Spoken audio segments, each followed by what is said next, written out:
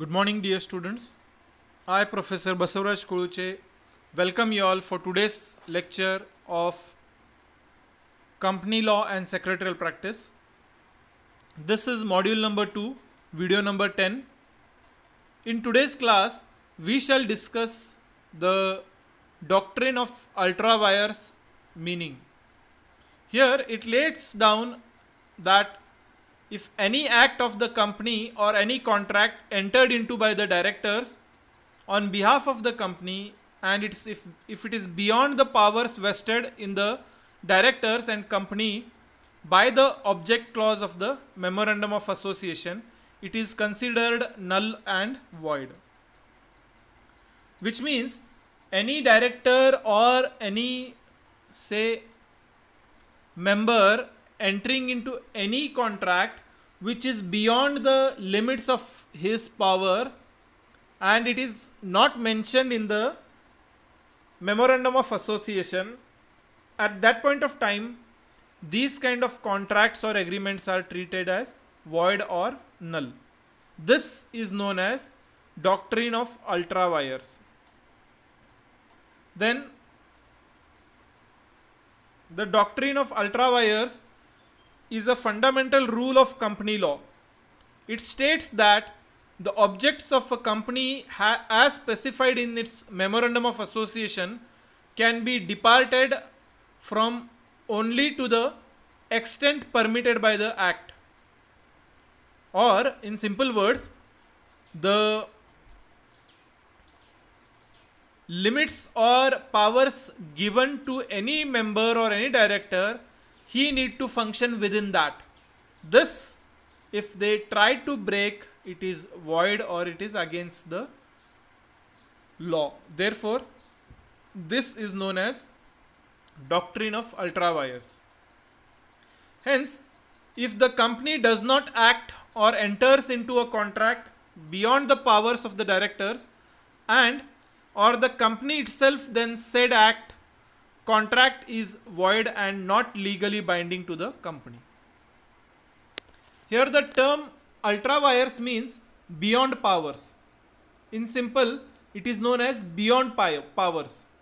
This question may come for 2 marks or maybe in for short notes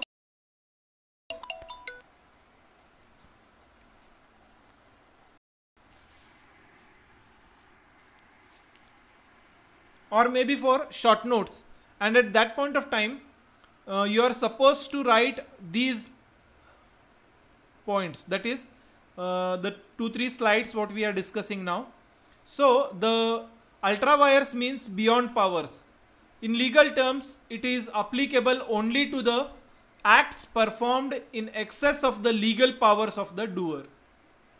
This works on an assumption that the powers are limited in nature.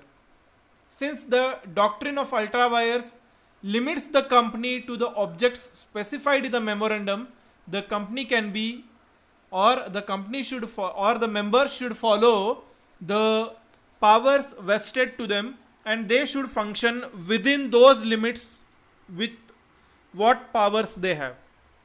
So this process is, say, treated as the doctrine of ultra vires. In simple words, which means beyond powers. So if something is happening against the memorandum of association, the company can restrain from using its funds for purpose other than those specified in its memorandum. The company can stop the funds and will pay or will act only for those things for which there is a provision in the memorandum. If apart from that, if any other activity is going on, the funds can be stopped or the flow of funds can be stopped.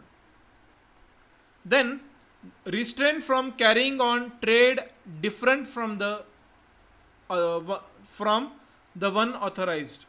Suppose if a person is being authorized for trading and he is working beyond the memorandum or beyond the rules of the memorandum of association, at that point of time the trade will be unauthorized and the funds for that can be stopped. So in general or in a brief way, we can say that ultra wires means the powers or beyond the powers. Here every director is supposed to act within the limits given to them. If they are crossing or if they are going beyond their powers or beyond their limits, then it is known as doctrine of ultra wires.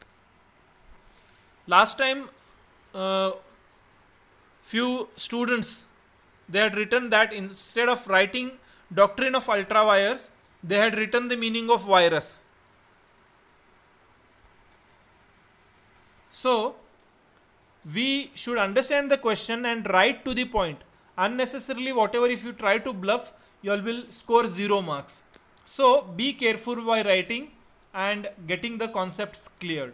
So these are the things which we should follow about doctrine of ultra wires. With this we shall stop here. If you have any doubts or questions, you all can feel free to contact me at any point of time. Thank you. Good day.